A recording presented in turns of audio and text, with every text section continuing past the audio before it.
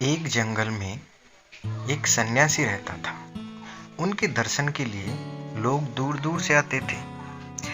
जो भी आते उन्हें शांति मिलती थी। एक दिन उस राज्य के राजा भी वहां गए। सन्यासी एक वृक्ष के नीचे बैठे थे, क्योंकि सर्दी और वर्षा से बचने के लिए उनके पास कोई प्रबंध नहीं था।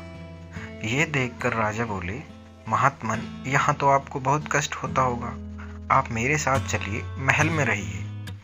सन्यासी ने मना कर दिया, लेकिन राजा ने काफी जिद की तो वे जाने को राजी हो गए।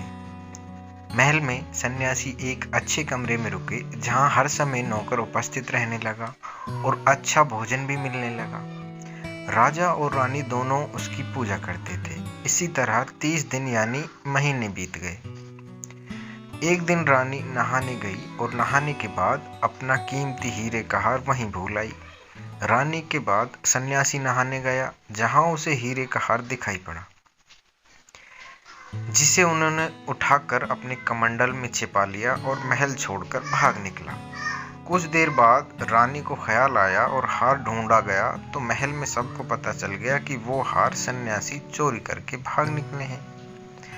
राजा ने सिपाहियों को उनकी खोज में भेज दिया। सन्यासी शहर से भागते हुए जंगल में जा पहुंचा और थक कर वहीं रुक गया। जब उन्हें भूख लगी तो वहीं उपस्थित एक फल को तोड़कर खाने लगे, लेकिन वह फल एक औषधि था, जिसकी वजह से सन्यासी का पेट खराब हो गया और उन्हें जिससे दस्त लग गई। उनका बुरा हाल हो गया और वे कुछ ही घंटों में निर्बल हो गए।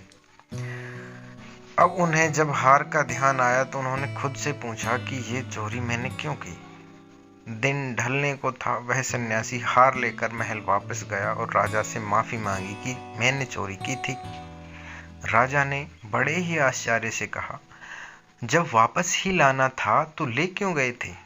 सन्यासी ने कहा, राजन, क्रोध ना करना।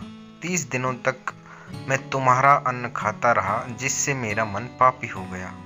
जंगल में मेरा पेट साफ हुआ, तब मेरा शरीर शुद्ध हुआ और तुम्हारे अन्न का प्रभाव समाप्त हुआ। मैं अब जाकर फिर से पहले जैसा हो गया हूँ। अन्न को जिस भावना से कमाया हो और तैयार किया गया हो, उसका प्रभाव सीधे ही मन और बुद्धि पर पड़ता है।